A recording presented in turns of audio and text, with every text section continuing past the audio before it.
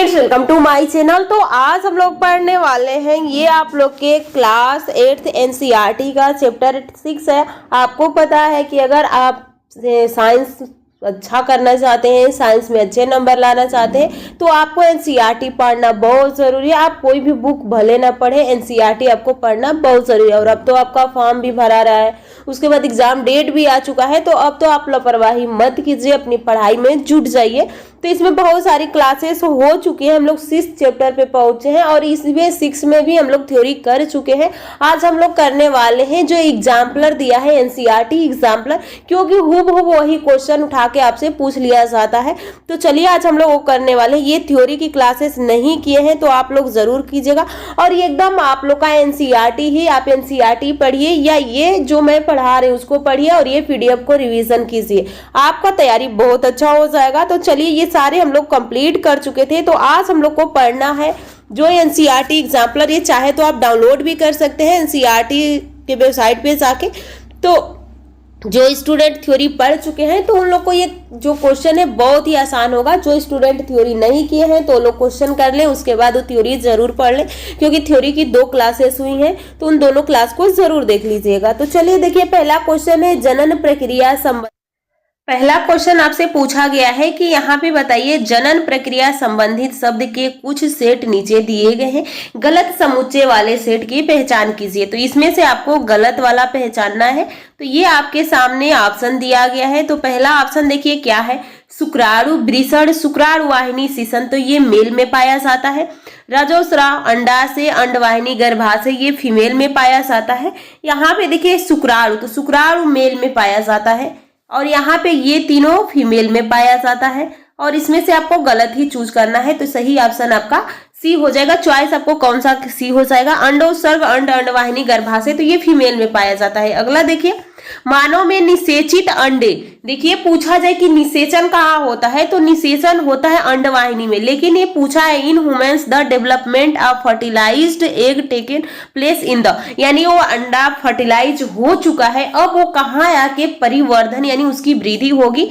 तो सही ऑप्शन आपका गर्भाशय में होगा। अगला क्वेश्चन देखिए, नीचे दिए गए जंतुओं का सूची में मुर्गी फीमेल जंतु है, इसका कारण क्या है, यानी इनमें से जो मानव है, गाय कुत्ता मुर्गी दिया गया है, इसमें से क्यों मुर्गी इन सबसे अलग है, वही आपको बताना है। तो यहाँ पे आपके सामने ऑप्शन दिया गया है, इसमें आंतरिक निषेचन होता है, या अगला देखिए यह अंड प्रजक है, ओविपोरस है, यह सजीव प्रजक है, इसमें वह निषेचन होता है। तो ये आप लोग का सही ऑप्शन हो जाएगा कि जो मुर्गी होती है, मुर्गी अंडे देती है, तो ये क्या ओविपोरस हो जाएगी, यानी अंड प्रजक हो जाती है। अगला क्वेश्चन देखिए, जिन प्राणियों में बाह्य निषेचन होता है उनमें बड़ी संख्या में युग्मक उत्पन्न होते हैं, निम्नलिखित में से उपयुक्त कारण चुनिए।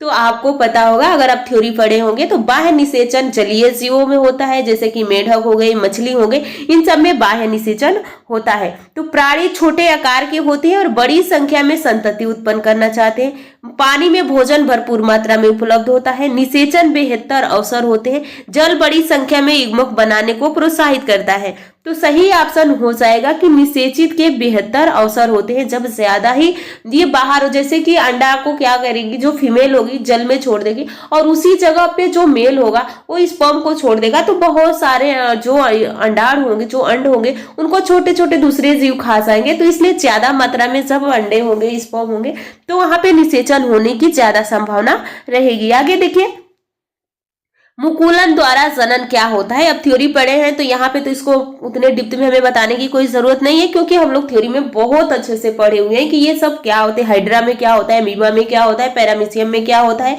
जीवाणु में क्या होता है। तो मुकुलन हाइड्रा में पाया जाता है। आगे देखिए, हाइड्रा मुकुलन के द्वारा ही जनन करता है। मानव में जनन के बारे में निम्नलिखित में से कौन सा कथन सही है। तो मानव में बाह्य निषेचन होता है, बिल्कुल गलत है, बाह्य निषेचन मानव में नहीं होता है। आगे देखिए, निषेचन के दौरान अंडाणु शुक्राणु की तरफ गति करते हैं।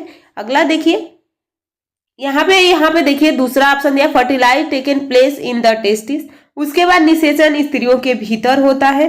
अगला ऑप्शन क्या दिया है आपको, तो यहाँ पे पूछा है कि बताइए कौन सा, तो यहाँ पे सही हो, fertilize taken place in the human female, तो निषेचन स्त्रियों के भीतर होता है। आगे देखिए, मानव में निषेचन के पश्चात जो संरचना गर्भाशय की भित्ति में अंतः स्थापित तो होती है वह होती है। तो यहाँ पे सही आंसर हो जाएगा भ्रूण। जब तक वो माँ के शरीर से बाहर में बच्चा नहीं आ जाता है, जब तक वो माँ के शरीर में रहता है, तब तक हम उसको भ्रूण ही कहते हैं।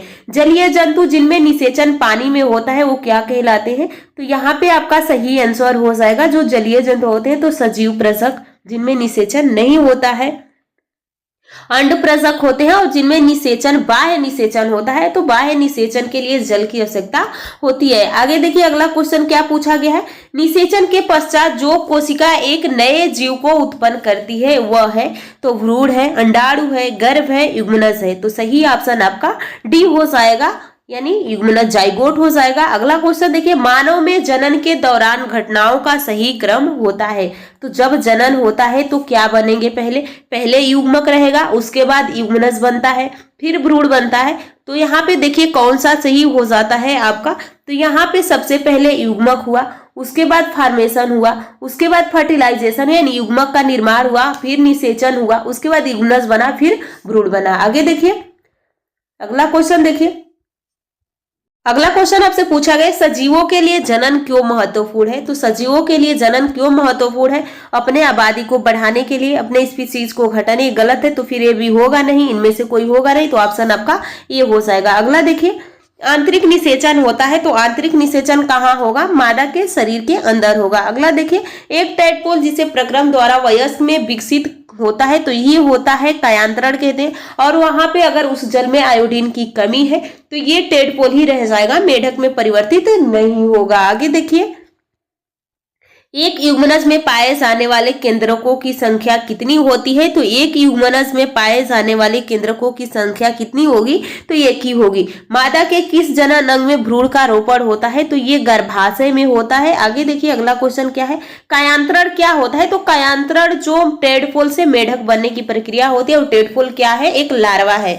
तो लार्वा का अंडे में रूपांतरण, अंडा का लार्वा में रूपांतरण, लार्वा का अयस्क मेढक में रूपांतरण हो जाएगा। अगला देखिए, मादा युग्मक होता है तो मादा युग्मक में क्या क्या होता है? तो मादा युग्मक में हमेशा XX होता है या XY तो मेल में होता है, तो सही हो जाएगा X। अगला क्वेश्चन देखिए, नर एवं मादा युग्मक का मिलान कहलाता है। तो जब नर और युग्मक मिलते हैं तो उसको हम क्या कहते हैं? निषेचन कहते हैं, यानी फर्टिलाइजेशन कहते हैं। आगे देखिए, एक अंड प्रजक जंतु है तो सांप, कौवा, गाय एवं दोनों। तो सही ऑप्शन आपका हो जाएगा ऑप्शन डी। तो ये आपके क्लास 8 का चैप्टर 6 कंप्लीट होता है। ऐसे ही आपके सारे चैप्टर कंप्लीट हो जाएंगे और आप कम समय में आप थ्योरी को भी कंप्लीट कर लेंगे। यहाँ पे आप देख सकते हैं ये सारी थ्योरी हम लोगों ने कल पढ़ चुके हैं, इसलिए हम लोगों ने केवल क्वेश्चन पे ज्यादा फोकस किया। ये सारे अगर आप नहीं पढ़े हैं तो जरूर पढ़ लीजिएगा। चलिए, ऐसे ही वीडियो पाने के लिए अपने चैनल को सब्सक्राइब कीजिए, अपने फ्रेंड में भी शेयर कीजिए। बहुत जल्द हम लोग नेक्स्ट क्लास में मिलने वाले।